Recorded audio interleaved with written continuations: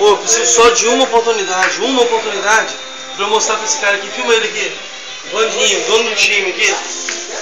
Olha. Pode ficar aí, filho. Vandinho, dono do time. Ele perguntou se eu jogo bola. Eu queria que ele desse uma volta hoje na Serra, na Grande Vitória, e perguntar: quem é Pedrinho? Lateral esquerdo, do melhor time do núcleo do Cruzeiro. Não, calma aí, vamos dar um par. Ele duvidou. Eu queria que ele desse uma volta e fosse na Liga Serrana e buscasse nos registros antigos 2 títulos. Eu sou bicampeão serrano pela Liga da Serra.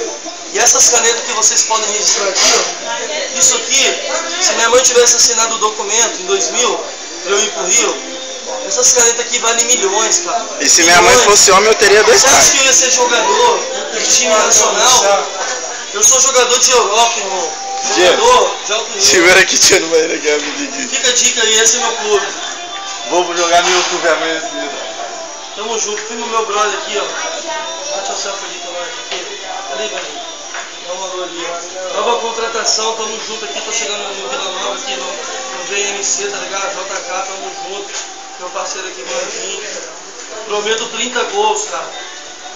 Em 10 jogos, tamo junto. Média de 3,2 por partida. Contratação imediata. Tamo juntão. Mais um vídeo aqui, a vitória. Tamo juntão, irmão.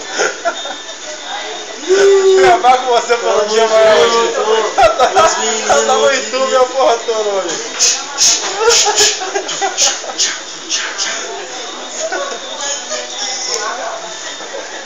Acabou o vídeo aí, cara? Tamo junto aí, relatou a situação.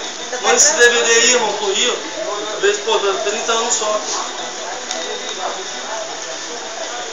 Vai de gastar. Tô querendo passar, mas não tô querendo ser filmado. Tô querendo passar, mas não tô querendo ser filmado.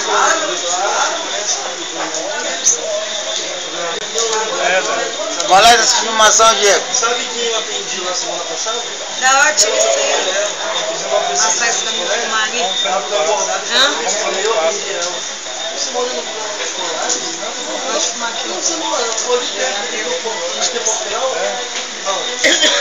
Chega mais de um quarto dele. Tá filmando coisa.